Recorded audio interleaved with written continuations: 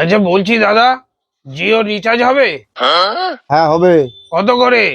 কত করে মানে? জিও রিচার্জ যেমন হয় 299 টাকায় 1.5 জিবি আর 350 টাকায় 2 জিবি, এইটাই। একটু কম হয় না? দেখো না 250 টাকায় হয় কিনা।